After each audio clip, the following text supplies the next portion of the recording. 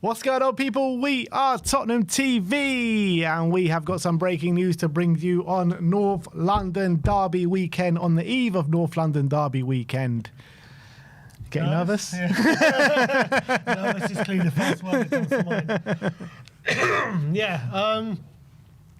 North London derbies, man, at the Emirates. I never look forward to it, let's put it that way. I never look forward to it. But you never know. You never know.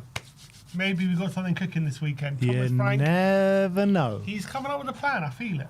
He's coming up with a plan. And I think the news that we're going to be talking about is positive. Very positive. So let's just get straight into it, because breaking news on the injury front for Tottenham Hotspur.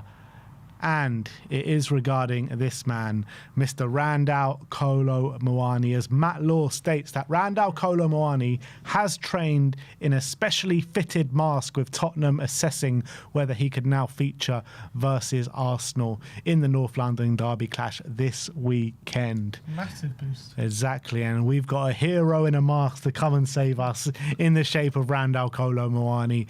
And the first thing that comes to mind when you're thinking about a mask is Harry Kane in that mask against Arsenal in the North London derby. Could it be? Just get him to shoot on sight. Yeah, on sight. And get him to shoot on sight. Well, I don't know if Frank will like that.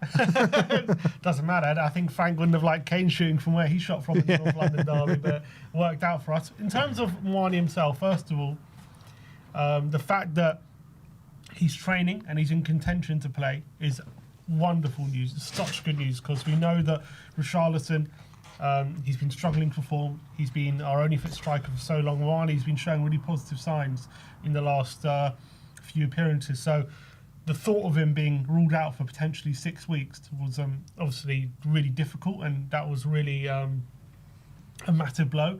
So now he's training. You got to think, if he's got a mask and he's training, and he's been on the pitch, surely he will be available, because what's going to prevent him? Yeah, I mean, obviously we need a few more details of how he's training. Is he training on his own? Is he training with the team? I mean, you'd assume, hopefully he is training with the team, and if he is, that's a massively positive sign.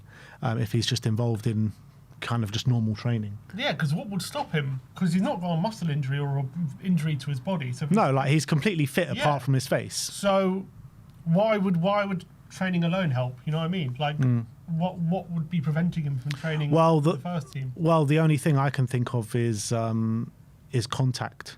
Because if obviously he's got a fracture in his face, so if he has contact, heads the ball, anything like that, I don't know. I'm not a medical expert, but the only thing I can think of is that if he's training alone, that's just him keeping up his fitness. If he's training with the team, could that have an impact of, making contact with his face or something like that?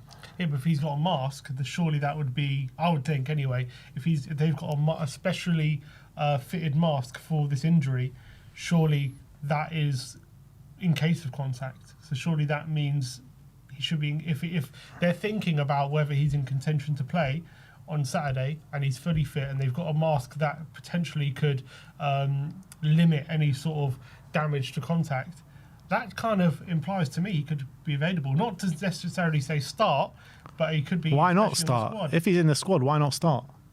Because I guess you've got to be careful. But yeah, maybe start. Because if he's in the squad, then surely that means he's fine enough to start. Because if you play half an hour, 20 minutes, what's the difference? It's still the same amount of risk, you know what I mean? In terms of, he's got a fracture to his face. He's not unfit. So if he's in the squad, he should be fine enough to start. You would think so. Fitness-wise. I guess just depends when it comes to the healing of the fracture. Obviously, he's wearing a mask, but does that mean that it still needs to heal to a certain point that then he can start performing in the mask, or does it have to be just straight away? I don't know. You got to call up Jim Carrey or something. Who knows, mate? Who absolutely knows? Maybe the mask has magic in it. Look, the reality is we can talk about this till the cows come home, but we don't know actually what's going on. And I've got a feeling he's going to be involved, If he is, then that is massively positive. And if he is, I'm telling you, if he is involved, the way we got to set up in this game is 3-5-2 with Kudus and Muani up top. I think that's the way it's got to be done. Get two up against their back four. Even if he's not involved, we'll just has to do it anyway. Yeah, but I mean, how much more of a plus is if it's Muani there instead of Richarlison in that 3-5-2? Because what I've been impressed with Muani so far is his ability to press at speed. And I really like that aspect of his game. And with him and Kudus as the dual threat, two kind of real physical and robust kind of forwards going at their two back line, match them up in the press 2v2, their defence against our attack. I think that's a massive positive for us. The only thing I would say is the impact for Muani when it comes to this kind of injury and he's playing in a mask, it might be more psychological more than anything. So let's say there's a corner coming in. Is he going to win headers in the box, right? Is he going to be able to beat players? Is he going to put his head in where it hurts? Where, Richarlison has that kind of knack in the box, sniffing out an opportunity and also just going for things, right? Throwing his body at things. When I'm not saying Muani isn't like that, but he's got this injury. Is it going to cause any hesitation in him? You know what I mean? It's a possibility. I think it naturally probably would, I would say. It's a possibility for sure. So in a big game where you might need a big moment where Richarlison just has to, or someone has to throw their body at something, put their head in where it hurts. Is it the smart thing to do for Muani to do it in that kind of situation where he's wearing a mask? And could that prevent him from maybe being at his best in those situations? But I agree with you. I think him in a 3-5-2, him running in behind, give Kudus the ball into feet, him running at the Arsenal backline, Muani making those runs in behind, and stretching the Arsenal defence. I think that could be a recipe for success. I really do. So if we go in that, you're going for a win. That's what AI says. Well, some say draw, some say win, who knows? But look, I think all in all, this is very positive news for Tottenham because we were looking at the prospect of having him out for a sustained amount of time. At the beginning they were saying 6 to 8 weeks, and they were saying about 4 to 5 weeks, whatever it may be. To see he's already training with the team and he's got the mask fitted and everything like that, I think that can only be seen as a major positive for Spurs. Someone in the comments, Foot Fun, says, I had a fracture and I know how it is, and he will be involved, but won't be starting as won't be safe enough to play too long. But with safety like a mask, he will be available. All right. Okay, so there's a commenter talking about their personal experience with a fracture. And I think, to be honest, the most positive thing is, okay, he might not necessarily play or start in the North London derby, but if he's training with a mask and he's available, that would probably mean maybe in a week, even if it's definitely not North London derby, for this upcoming group of fixtures that we got, he's going to be able to play a significant part, and that's really crucial. And we're not just going to be relying on Richarlison. He's not going to be basically out for a month, which was the fear, wasn't it? He's going to be out for the sustained period, even with the fact that what's it called? He's it didn't need surgery. There was still going to be a fear he was going to be out for at least a few weeks. So the fact that he could potentially be available straight away, and even if not straight away, he's going to be available hopefully maybe against PSG, and from then on, that's really, really great news. Yeah. Yeah, like I said, it can only be seen as a positive. We need men, we need numbers in the forward line, and having Muani back is a major, major boost for Tottenham Hotspur. And we're going to need him this weekend. This weekend of all weekends, more than most. How many players we had previously who have played in a mask? So we had Kane. 2, Kane and Son. Didn't Vertonghen ever play in a mask? Vertonghen might have done, yeah. The thing is, Kane, I think, really thrived under the mask.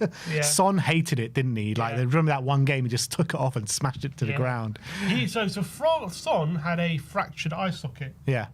I remember he got it against Marseille. Yeah. That game. Yeah. And then he wore the mask and he wore it in the World Cup as well. It became an iconic image. I remember all the Korean fans had masks on in the crowd. So there was obviously precedent.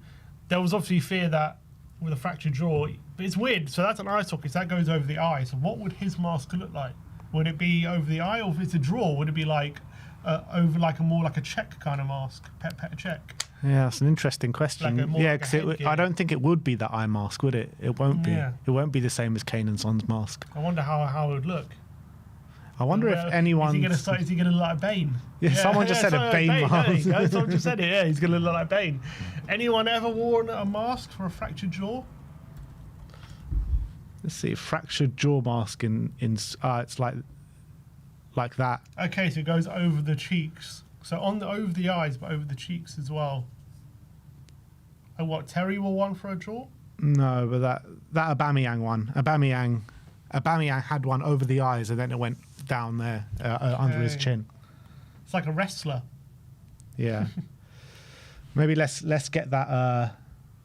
I'll send it to Ben and you can get it on screen. Can you get this image on screen? Just the Aubameyang one. So this is what it most probably will look like. So Aubameyang for Chelsea wore like a carbon fibre mask that went down his whole face, and I imagine that's what Kolo Muani. Did he have a fractured jaw? I'm not sure. Forget the John Terry one. He had a broken jaw. Yeah, it's the same thing. Yeah. All right. Yeah, just bring it on. Just bring it on, yeah. So that it's probably what it's going to look like. Okay, so that's what we've got to look forward to. Yeah. Yeah, he had a broken jaw, same thing. It sounds like Aubameyang's one was more severe. So if he was able, because he had a broken jaw, so that's worse than a fracture, I'd assume. How long was he out for? So he actually had it at Barca. He got it at Barca, but clearly it was still affecting him at Chelsea. So I don't know how long. How long was he out for? How long did he not play? Several weeks. Several weeks? So that means that's not too long. Several weeks. Muani already hasn't played for several weeks. Well, it depends. Oh no, it says Aubameyang suffered a minor fracture of his jaw. Okay. Which is what Muani has. But anyway, this can be seen as positive news. Muani is back in training and maybe, just maybe, in contention to play a part in this weekend's North London derby, which will be a major, major boost. What's your gut telling you? I think he's going to play. I'm with you. I've got a feeling he's going to be on the bench. I'm going to say start. I'm going to say start. I think he's going to be on the bench. Oh, well, let's wait and see. It's the long wait now. We are Thursday afternoon, and now it's when it really starts, isn't it? When the international break is done and dusted, and all we got to focus on is in the North London derby, and we've got the whole of Thursday night, Friday, whole of Saturday watching all the football come through, and then Sunday is when it begins. So, yeah, that is the Kolo Muani news. Let's talk about Big Dom Solanke, because he did an interview, I believe, what was it, just before the Manchester United game, or just after the just before the Manchester United game, yeah. With Jay Harris. And there's some quotes here, but just before the quotes, Jay Harris says that Solanke is edging closer to a return, but he'll not be available for the North London derby or the match versus PSG. Could he be available for the game against Fulham, Newcastle? Could he be available for the last game of the year against Crystal Palace? Could he be available for the game just before next March international break? Who knows what edging closer to a return for Dom Solanke actually means these days? He's been edging closer for 2 months, and it's been a very frustrating injury and wait to get him back. And for someone as well like Solanke, who's been so injury-free for large parts of his career, to go through this period, especially when we've got a new manager and he's looking to impress and win that striker spot, must be very frustrating for him. And it's World Cup year as well. I'm sure he had ambitions of being in the World Cup squad.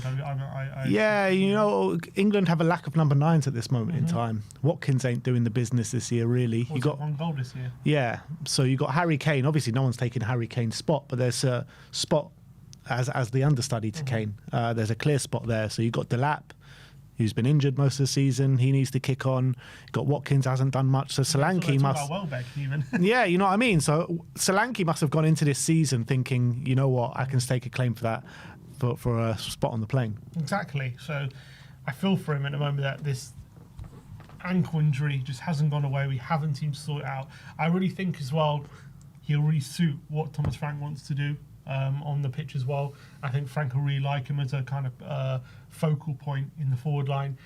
So it's very frustrating. But at the end of the day, these things happen in football, and let's just hope he gets fit as soon as possible. But yeah, it's just you know a what? very frustrating thing. Yeah, these things do happen in football, but why do they happen to us more than anyone else? Because we're Tottenham, we curse. Oh, God, it's just so frustrating.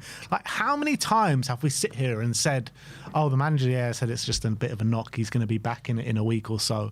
And then 3 months later. I mean, it's happened ever since I can remember supporting Spurs, like, you know, back to the Eric Lamela days. Like, it's just so frustrating, man. It seems like no matter who the manager is, no matter who's part of the medical staff, no matter who's on our playing squad, we're always going to have this. Even when you look back on when Son, he broke his arm during a game, and they said, yeah, they put him back on. It's just a knock, he scored a brace. Next day, oh, he's broken his arm. He's going to be out for 3 months. So, okay, he bloody played the whole game and scored a brace. Didn't someone, who was it? Who was the player that got injured for us that had like a major injury and they just let him, was it an ACL or like a torn hamstring, and they just let him walk off the pitch? It was at Decky, yeah? Well, Decky against Palace at the end of the season. He tried to get back on. He did this serious knee injury. Yeah, that he tried was to get him back on. Yeah, He played for another few minutes. He was like saying, "Jump on the spot, jump on the spot on the sideline." I was like, "What?" He played for a few minutes, and then he ends up, okay, yeah, maybe I've done something serious. Oh, and he happened to be out for. How now he's out for 9 months or whatever it is. Even what was Dragoshin as well. I'm trying to remember the Dragoshin one. He was a serious one as well. Yeah, I mean it's. Terrible at the moment. It's just non-stop, man. It's just non-stop. And wasn't the supposed to be a whole regeneration of the medical team this season as well? Yeah. But look, it is what it is. Someone said in the comments, Valise. I remember he had that game, didn't he? The thing is, Valise was different. Valise was very different because, like, Ange was screaming at him, saying, "Drop down, get down!" Like, he was actually trying to protect him, and Valise was like ignoring him and just trying to run on and help the team, like limping and trying to run. Like, I don't know what Valise was playing at that time. But in terms of all these jargon about edging closer, he's positive steps. It all might be true, but you don't know it's edging closer to what. Like, you don't know how far away he is. You know what I mean? If it's a day closer with a 3-month injury, yeah, technically he is edging closer.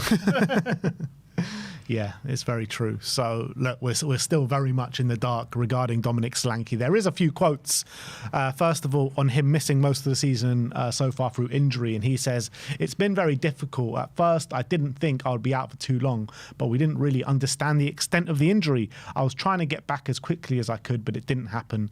So I've had to have surgery. Since then, I've been working to get back. I'm not putting a timeline on it because I've been telling everyone I'm going to be back soon for the last few months. I'm taking it day by day, but hopefully I won't be much longer." So, yeah, doesn't sound great, to be honest. No, he's not putting a timeline on it. It's not great news. I guess I understand his hesitancy because we've been saying, as we've said, oh, he's going to be back soon for ages, and then he's just not. So I guess let it heal when it heals, but it's just frustrating playing the waiting game with it. Yeah. And he's talking about the opportunity to play for Thomas Frank, and he says, "I've had the chance to work with him. I haven't had the chance to work with him too much, but he is a great manager. All the players are loving having him around. He speaks with us all and has meetings every day. He's with the coaching staff he has brought in. Everyone gets on so well. It's a great environment. We've had a good start to the season. When a few of us come back from injury and strengthen the squad, hopefully we can do some big things." So that's him talking, in a positive light with Thomas Frank. And you also had, I don't know if you saw the quotes from Bentancur last week over on international duty. He was also speaking very positively about Thomas Frank, and he feels that the team are going in the right direction and they've improved a lot from last season. I think he's a very good manager, and I think he was always going to get good relationships with players. I know he had that incident with Spence and Van der Ven, but I don't know if that was necessarily directed at him. But I think they probably do like him because he's very detail orientated and he gives them very specific instructions, and he's a very kind of he always tries to understand where the players are coming from, why they do certain things. He tries to get into their mentality. He is very good in that sense. So it doesn't surprise me that the players are liking him, getting on with him. In terms of improving, massive improvements, obviously we're harder to beat. So that's, obviously from last season, especially second half of last season, we've massively improved on that. That's for sure, because that was dreadful. Are we better than, say, how we were playing in Europa League, like what I'm seeing now? I wouldn't necessarily say so necessarily. But look, we are 11 games in. Yeah, look, some games yes, some games not, I would say. I mean, I guess we beat Man City. Yeah. So in that game, but we beat Man City last season. Yeah, I mean, look, the Europa League run was great. I mean, I think from Frankfurt onwards, we played very well. We were very defensively sound, and we did the job that we needed to do. I mean, the final, we didn't play too well, I don't think. I think in the semis and the quarters, we played very well. But, you know, I think look, there has been some games where we've been better than last season in terms of aesthetically, and some games that we haven't, I think it's safe to say. And it's, you know, I think that's fair with maybe not long into the season. You know, it's only 11 games into the Premier League campaign. And I think that a lot of the flaws that we showed last season in terms of defensively, from set pieces, offensively and defensively, we have improved on. And I think some players have improved a lot this season as well. Yeah, I agree with that. Definitely some players are making a stride forward from last season. Players like Van der Ven, for sure. I guess he didn't really play it that much last season, but he's definitely taking himself to a new level. There have been definitely improvements in certain aspects, but I think there's still a lot in terms of where we want to be. Like, I think there's a lot we need to improve to where we want to be, essentially. Yeah, of course. It's a long way to go, but you know, this club, let's be honest, this club's been a shit show for a long time now, and it's a big job for any manager to come in and try and get us to where we want to be. All we can ask for is to make strides to improve and to keep getting better. And I think it's a bit like up and down this season in terms of that aspect, but I think we're on the right direction. I think so. I think we're in the right direction, but I think we need to be like how we are on the ball. I don't think we've improved from last season. I wouldn't say how we are in possession. Our possession, I agree. But in possession, I wouldn't say we have improved. Yeah, that's fair to say. But because of our improvements in other areas, it gives us better chances in games. Yeah, it makes things closer, for sure. But yeah, I think at the moment, it's very like, we can confidently say, oh yeah, we've improved, so we're currently 5th in the league. I think the overarching data is like good, right? We're 5th in the league, scored a decent amount of goals. I think 2nd or something. I think conceded 4th least. So that's all great, but the underlying data is not great, and I think that could potentially, if the results start to follow the underlying data, that could easily turn and with the league table so volatile, right now we're 5th. In 2 weeks we could be 11th. Yeah. And everyone's like going, oh, have we improved? You know what I mean? Yeah, 100%. But as of now, as of now we've picked up 18 points in 11 games. We picked up 18 points in our last 25 games prior to that. Right, but in our first 11 games last season, we also picked up a similar amount, didn't we? Probably. I don't know what we picked up in our first 18 games last season, but 11 games, but 25 games is a large chunk of the season, isn't it? So I'm going on the 25 games prior to that, 18 points. The first 11 games of this season, 18 points. So how many games of those 25 did Romero and Van der Ven play? I don't have that data for you, but probably not many. Probably not many. Not many, yeah. But anyway, that's Solanke's comments on Thomas Frank. And the last one on winning the Europa League, saying it was the best feeling I've ever had in my life. Even this season, I keep thinking back to it because I want to have that feeling again. Going through football, you never know if you're actually going to win a trophy. And when you do, that feeling is crazy. And it was crazy for us as well, Dom. Don't you worry about that. Absolutely. How many of those players in the squad then? So a lot of them was their first European trophy, probably, wasn't it? Well, a lot of them, it was probably trophy, yeah. We've done it was such a special moment. Hopefully we can continue it this season. I think our best bet is going to be the FA Cup. I think we're going to have to put all our eggs in that basket second half of the season. I always felt like, I feel like second half, hopefully we start getting our act together a bit more, like in terms of being a more all-rounded team. Obviously right now we've got certain elements good and certain elements not there, but I think second half, once the attackers gelled, maybe a signing or two in January will help with that as well. I think second half season really go for the FA Cup, and I think we've got a good chance. Yeah, why not, mate? Why not? If we can lift a trophy, back-to-back trophies at the 2 consecutive seasons, that would just be something special, especially when Arsenal bottle it at the end of the year as well. So, yeah, look, that's the news on Dominic Solanke. Apparently, he is edging closer to fitness. What that means, we don't know. But that's what Jay Harris says. So that's the injury news going in to the North London derby this weekend.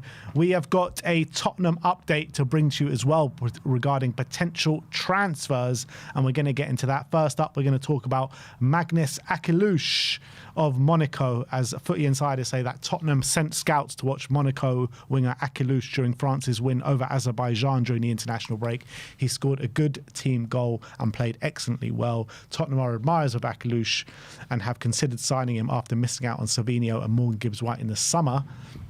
Now, Fijajes, the brilliant source Fijajes, say that Tottenham are planning to upgrade the attack and have identified Akliouche as a priority target. They have intensified their efforts to seal the deal by making contact with Monaco. However, purchasing the 23-year-old won't be straightforward for the North London club, as Bayer Leverkusen are also keen on securing his services. Akliouche is valued at around 40 million by Transfer Market and has entered the final 2.5 years of his current contract. Monaco are a selling club and might be open to letting the youngster leave next year to make most profit out of his departure. I would love him to come to Spurs. I think he's such a talented player. He was so good when we played them a few weeks ago away in Monaco. He ran the show, didn't he? Yeah. He's got that little bit of stardust, a little bit of star quality.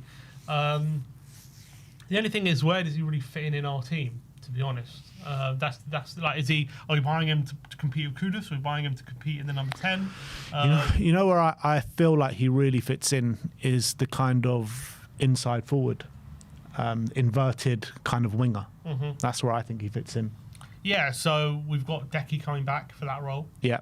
I guess you can say maybe Tony Brown, Decky this season, and there you go, we just get Akliouche in. But look, I'm not going to sit here and say, oh, I don't want him because we've got other players. I really like him, and I think he's one of those players who can maybe be quite versatile. You can fit him in somewhere, but yeah, I don't know where he's a natural fit with the players that we do have. But he's such a talented player. I'd just like to have him in. Yeah, I think he's just brilliant. And when I always knew he was a good player, and I've seen like kind of clips of him and a few Monaco games here and there. But when we played them this earlier this year, man, he blew me away. He just tore us to shreds at times, didn't he? What a performance he put in, and he didn't deserve to be on the losing side that day, and it was massively down to him. Yeah, well, he's part of the reason anyway.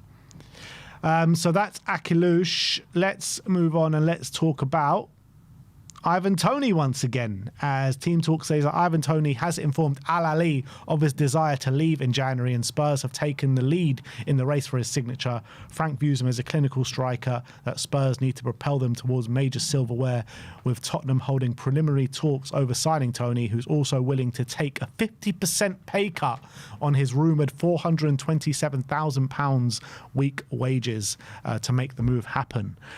And to do that.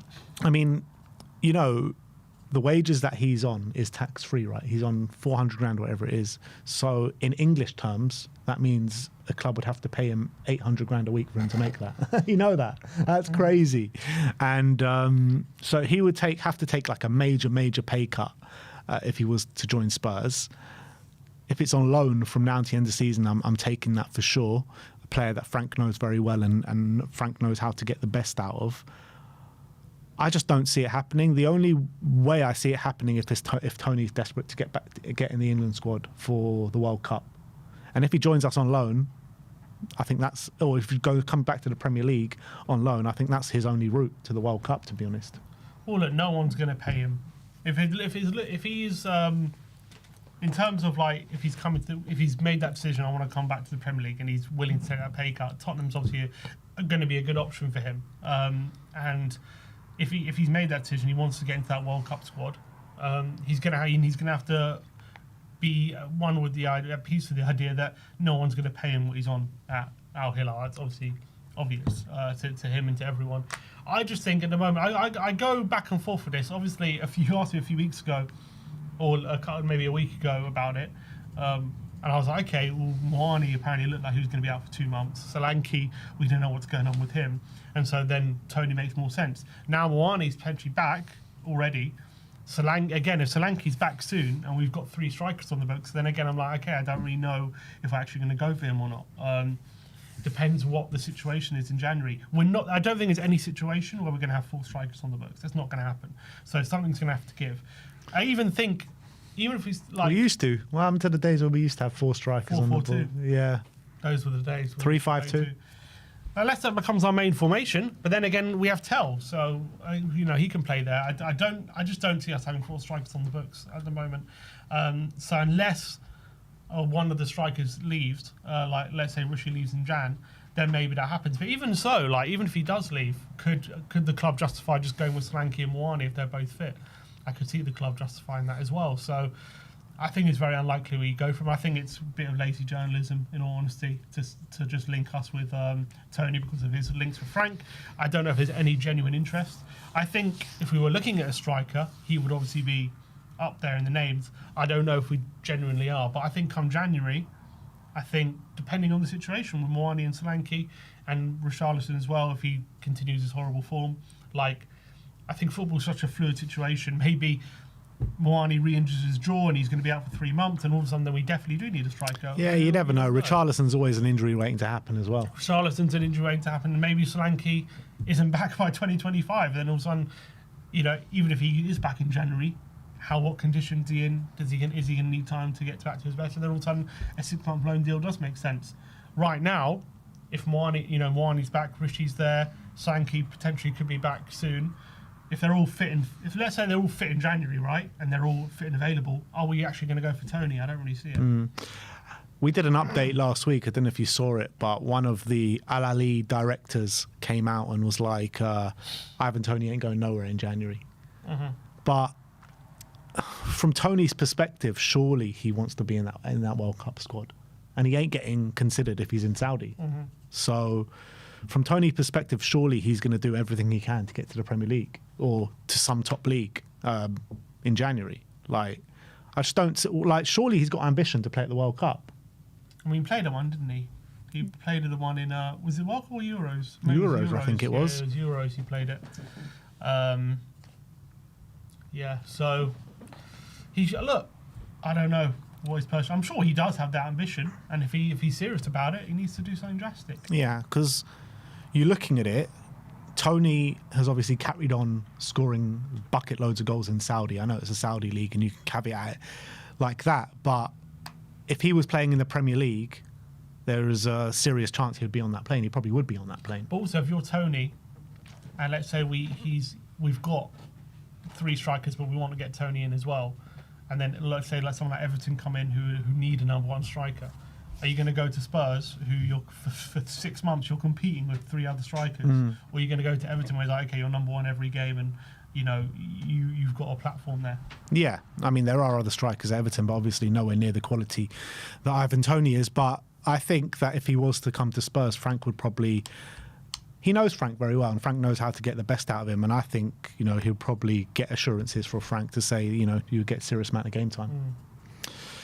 All right, let's move on and let's talk about another player from Saudi. He goes by the name of Ruben Neves, and this one really, really interests me. I'd love to see Ruben Neves at Spurs. Caught offside saying that Ruben Neves is keen on securing a return to the Premier League. He's all set to part ways with Al Hilal amidst interest from the likes of Manchester United, Newcastle and Tottenham. All 3 clubs are keen on signing 28-year-old who did wonders for Wolves back in the day. With a contract at Saudi club running down, the Portuguese international could be available of a bargain fee of just 20 million euros. His contract is up at the end of the season. Ruben Neves. I would love it. 28 years of age, man. Still good age, yeah. He's a perfect age. He's still getting called up for Portugal. I think he started for them in their last game as well. I mean, I think this is the profile of player that we desperately need in the midfield. 100%. He's the one I've always kind of really wanted, especially when he was at Wolves. I was desperate for someone like him to come in because we just don't have that deep line playmaker, and his passing ability is phenomenal. He's also got a good shot on him as well. But I think if you get someone like him and Paulinho together, I think that could be a match made in heaven. And I think he can set the tone for games.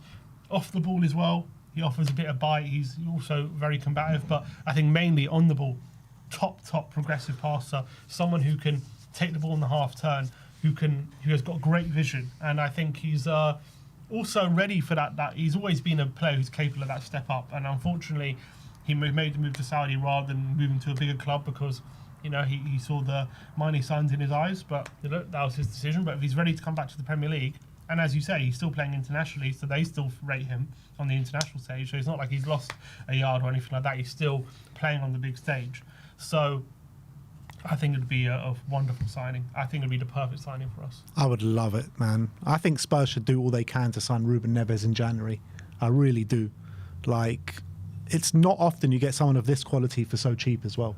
I know, like, he's probably on crazy wages out in Saudi, but if he's ready to come back to the Premier League, he knows he's not getting those wages, and his contract's up at the end of the season. So he's at a crossroads now. Does he sign a new contract and go into his 30s in Saudi, or does he come back and play at top level football again? And if you look at the clubs that you're talking about he's linked with, Newcastle, United and Tottenham, would Tottenham make the most sense?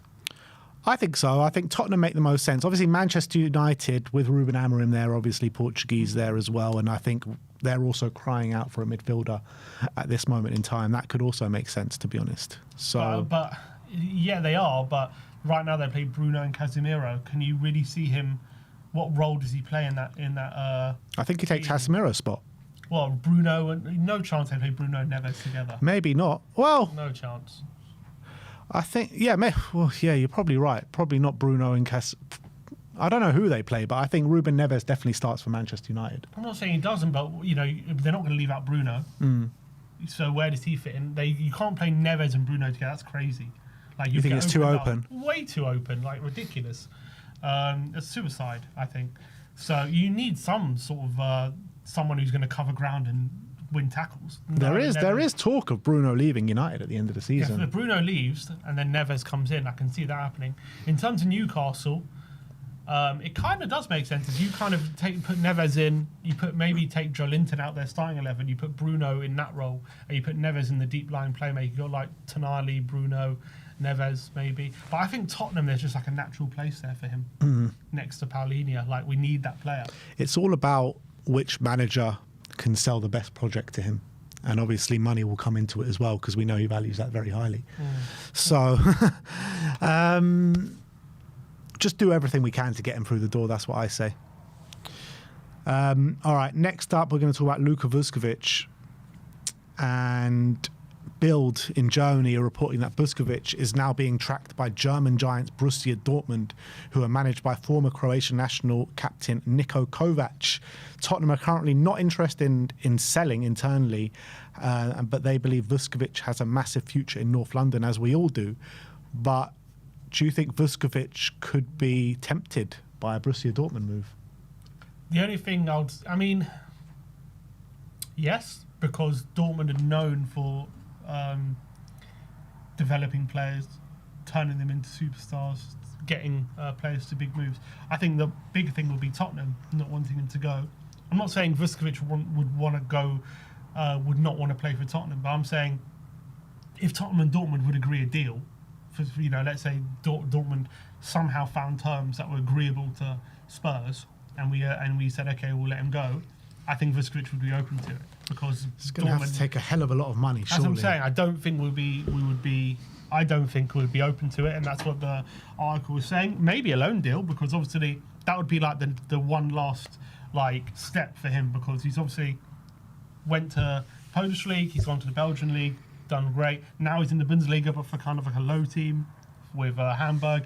If there's one last step, it's okay, now play for a bit of a team higher up the league. Play for Dortmund, who is a team who will want to be on Tottenham's level in a season, and see how he does. But Tottenham might want him for next season. That's the talk. But then again, he's still under 19. Is one more season worth it?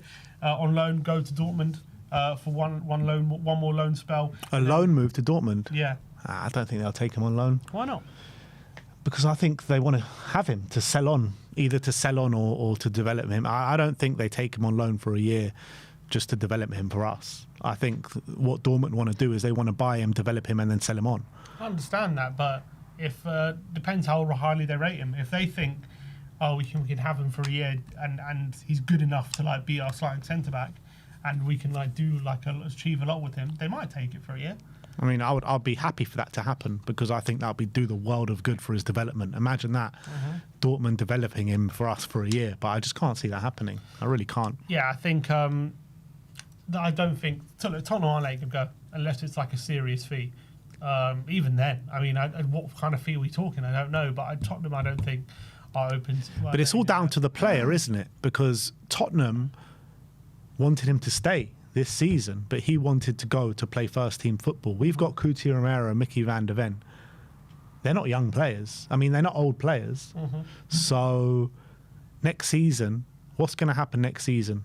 Is he going to say, oh, I want to go out on loan again because Mickey van der Ven and Cuti Romero? Then, this keeps going and keep going and keep going. Like, at some point, we're going to need to keep Vuskovic around and he's going to need to fight for his space. But in his spot, he's got the club captain ahead of him and World Cup winner and, one of the best centre-backs in the Premier League. Well, both of them were two of the best centre-backs in the Premier League. So where is this spot going to open up for him? Well, he is only 18, so he's got time.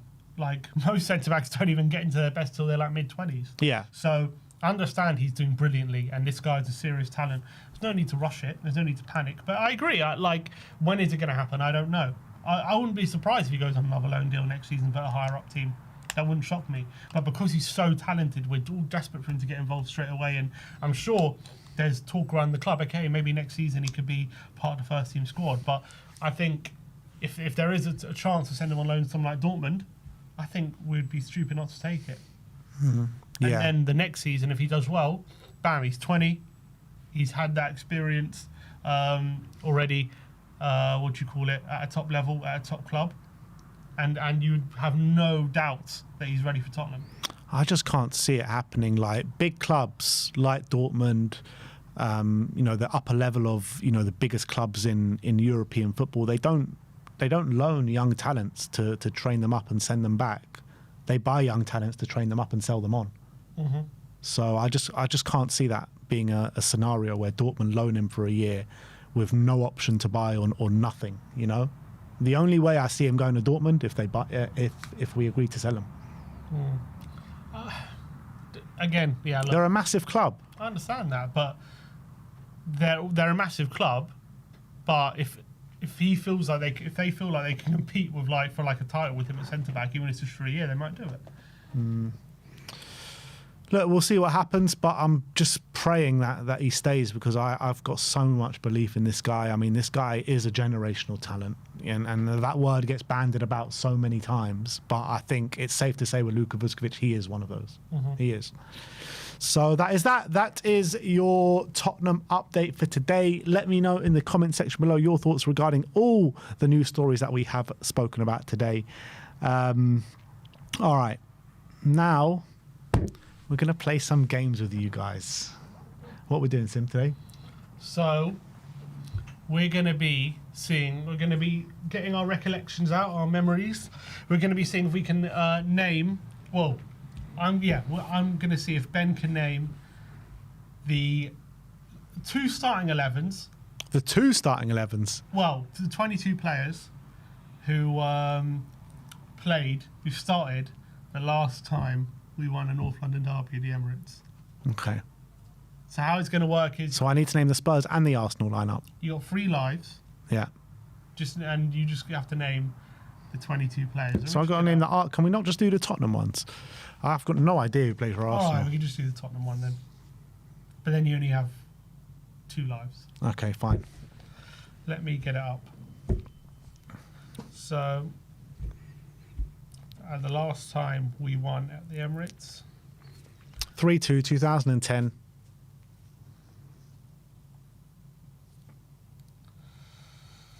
Okay.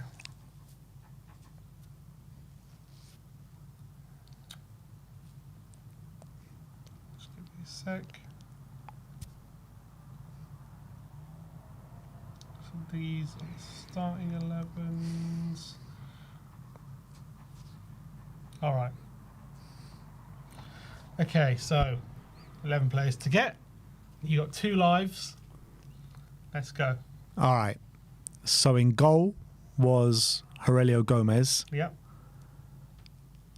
In defence, Dawson. One life gone. Really? Not Dawson? No. I know Gallas played. Yeah. Kabul, obviously. At fullback,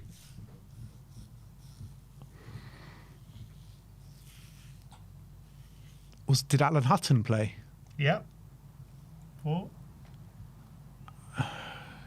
So Alan Hutton at right back. At left back, God, who was at left back? All right, forget the left back for a second. Gareth Bell obviously played. Yeah. Aaron Lennon. Yes, he went off. He went off at half time. Did he? On 6. Modric. Yeah. 7. God, who was alongside Modric in midfield? Genus. Yes. 8. So I need a left back. I need a striker. Van der Vaart. 9. Left back. Who was up front that day? 2010. And 1 life remaining. So I can only get one more wrong. But You can you can get 1 more wrong, but after that you can't get any more. Yeah. So I've got 3 more players. 2 more. You've got your 9 at the moment. Oh, I'm on 9. 2 more players. A striker and left back. That's it. Yep. God.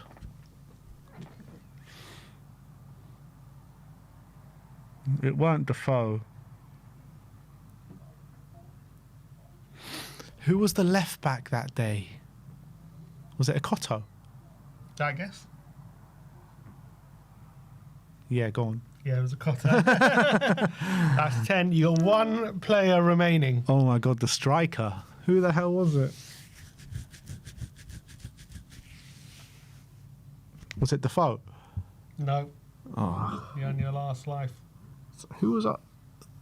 So He basically, came on at half time. it's either Crouch or Pavlyuchenko. It's one of the two.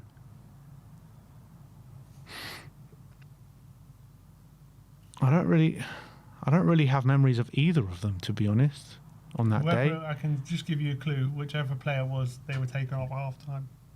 Oh, Pavlyuchenko. Yeah. We made a triple sub at half time. Oh, it's good. Yeah, Crouch would never. Harry would never take Crouch off at half time. Pavlyuchenko started. There you go. Wow, that's mad. You want to have a crack at the Arsenal ones? Okay, the Arsenal one. I know it was it Fabianski in goal. Yeah. Yeah, you're never gonna get all these.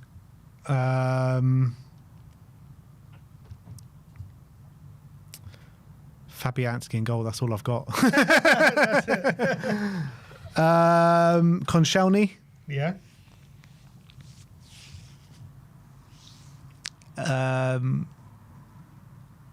Walcott. Walcott came on.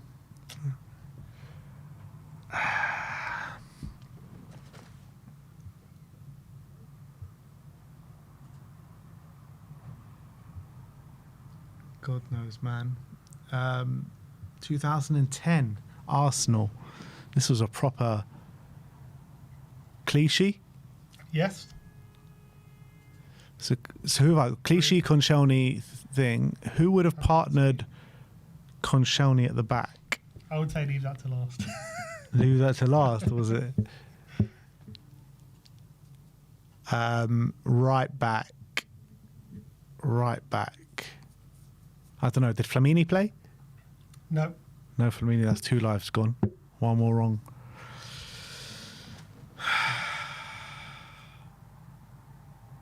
Ramsey? No. All right. They Go on. had. So the back four. So Fabianski in goal. Back four. Sanya, Koscielny, Scalacci, and Clichy. No wonder we beat them. The Nilsson and Alex Song in midfield. The Nilsson and Fabregas what a shit team. with a front three of Nasri, Arshavin, and Marwan Shamak. So basically, it was Fabregas against our team. Yeah, essentially. What a shit Harrison team that jumped on. was. What a shit team. Walker. All right. What one? Let's do one for you. Let me get. So we'll have to do an Emirates game. Don't have to. I was thinking North London derby, but you can be in Emirates. Maybe we want one in the Carabao. All right, fine. Let's do that one. We can only do ones that we want. You can do one that we want, yeah. And seeing as these are the only two, where is that game? What year was that game? 2018. Oh, yeah, here it is. All right, so Arsenal 0, Tottenham 2. Can you name the starting 11 for Tottenham? 2 lives. Okay, in goal, I actually want to say in goal was Gazaniga. I'm going to go Gazaniga in goal. It was Gazaniga. Now, what I remember from that game is I think Kane didn't start. I think he came on. So I'm going to go Son was up front. Yeah. I think Dele obviously scored, but did he score after coming on or did he start? I'm going to go he started to Dele. Dele started, yeah. This is tough because I think we changed the team a bit.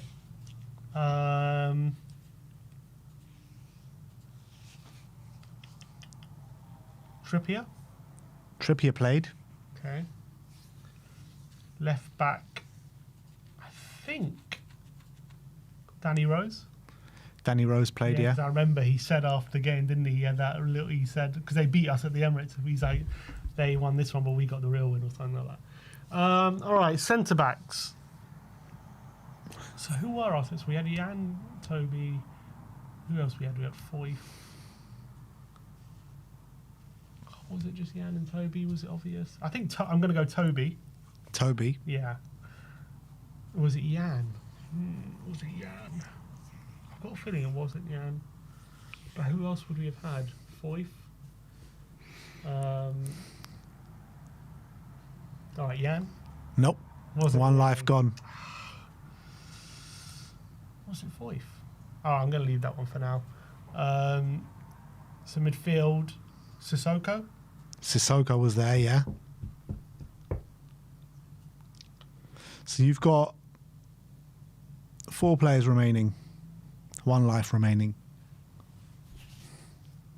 Winks? Winks. Yes, Winks. I thought Winks partner Sissoko. 3 players remaining. So I need a centre-back.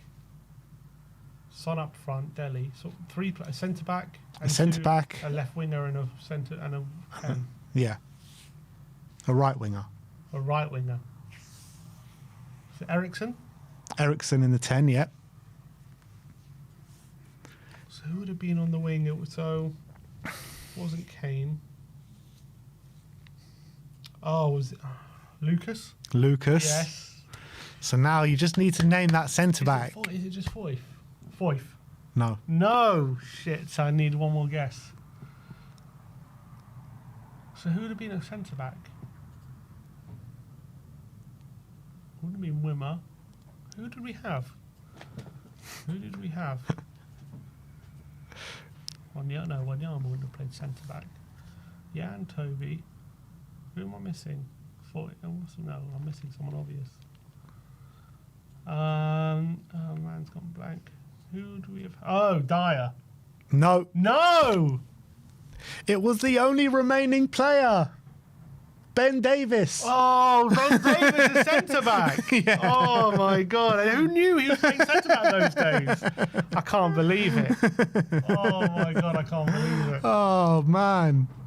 Can you name the Arsenal team? Oh, you're never going to get the Arsenal team.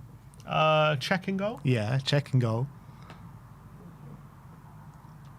So who do they have manager? Was this under Emery? Yeah. This is Unai. Check and goal. Right back. Oh, you're never going to get this, man. They had a crummy team out. 1 minute. Aubameyang. So Aubameyang out front, yeah.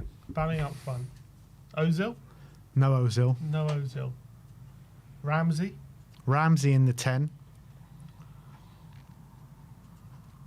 Koscielny. No. No Koscielny. Shit. Oh, Koscielny came on. Mustafi. No Mustafi. That's it. All your lives gone. So They had Czech in goal, Maitland-Niles at right back, Monreal at left back, Socrates and Xhaka in centre back. Yeah. They had Guendouzi and Torreira in the midfield with Mkhitaryan, Ramsey and Iwobi behind Aubameyang. Oh, bloody hell. I was like, you're never going to get Xhaka at centre back. Oh, God. Ben Davis one's killing me. Man, isn't it? The one player that's still remaining. That's mad. What about?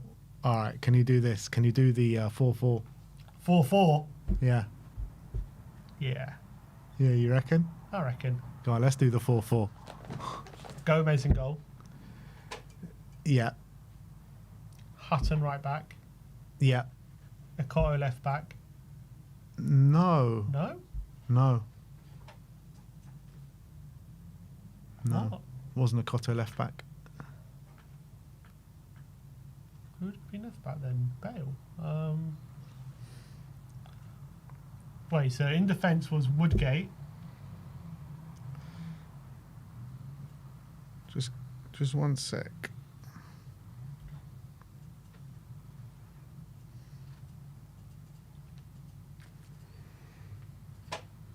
Okay, this is easier to look at. Oh no, it's not.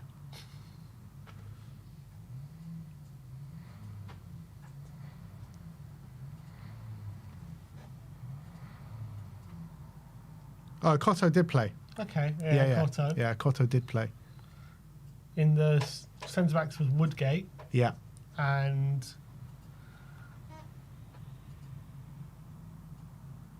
I'm going to leave the other one for now. Midfield was you had Modric, Yeah. Huddleston, Yeah. David Bentley. Yeah. You had. I remember Bent scored, but I've got a feeling Pavlyuchenko started. Pav up front? Pav up front. So you're missing 2 players. And you've got 2 lives still remaining. 2 players? No, Yeah. because I've got a left winger and another centre mid and a centre back, no? So we played 4-5-1 that day. You're missing a midfielder and a defender. So you got Gomez in goal. You got Hutton at right back. Mm-hmm. You got Ekoto at left back. You got Woodgate. Yeah. So you're missing a defender. Then I got Modric, Huddleston, Bentley. Yeah, And Pav. and Pav. So would I not be missing a third midfielder and a left winger? Sorry, yeah, you're missing a midfielder and you're missing 3 players. Left wing. Who would have played? Okay. Jamie O'Hara? No. No? Why? O'Hara was an unused sub, yeah. Yeah, he was playing for us back then. Yeah, I'm saying no like that because this is a player that you should be getting. Anyway, that's 1 life gone. Oh, Lennon? No, wait. He came on, didn't he? He came on for the player. Bale, Bale. but I'm pretty sure he was still in the midst of his losing streak. Bale got taken off 55 minutes. All right, he hadn't won a game for us back then. So you got a midfielder and a defender. So third midfielder. So Genus, yeah, he scored, obviously. And so centre back, was it King? I've got a feeling it wasn't King. Who else would have been centre backs back then? Dawson. No. No? I don't think you're going to get this. I really don't think you're going to get this. This is hard. Who was centre back then? So it wasn't King. I would never have got this, man. I had no recollection of him starting there.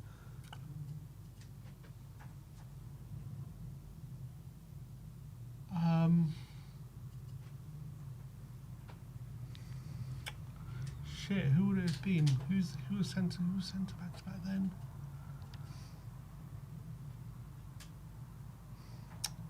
Wasn't Rocher. Nah, I think he was gone by then. Did Rocher not play under Redknapp? I don't think so. Zakora? No, it wasn't Zakora. Who was it? Veteran Chorluka. Chorluka centre back. Yeah. Oh. Can you name the 3 players that came on? You've already named one of them. So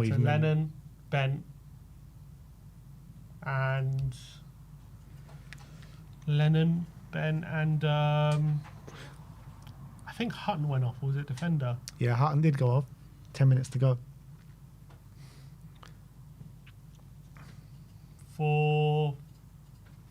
If you get this, then I'll put my hands together.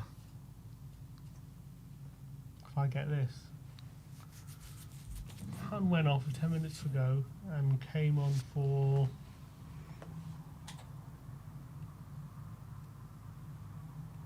I think...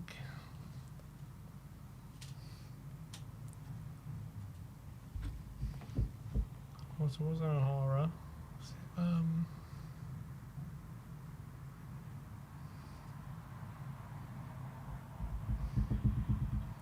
Don't know.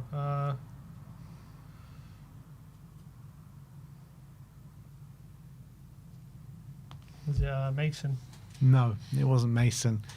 It was Chris Gunter. Chris Gunter. We bring on Chris Gunter and we do that in the last 10 minutes. He changed it all. Because I remember Mason actually made his debut that season. Did he? Yeah, because he played against. We played in the Dutch. We played a Dutch team in the Europa League, and he played his debut in that Europa League game. Wow. Unused subs that day was Cesar Sanchez, Didier Zakora, Fraser Campbell, and Jamie O'Hara. Oh, Fraser Campbell. Oh man, that second centre back's done me in both of them. Yeah, and both of them are fullbacks at centre backs. Crazy. Oh god. Oh man. All right, look, I think that is that for today. But tomorrow is preview day for the North London derby, so we'll be here, press conference, everything will be with you tomorrow. So very much looking forward to that. But I want to thank you all for joining us today. Like, subscribe, and comment. And as always, come on, you Spurs.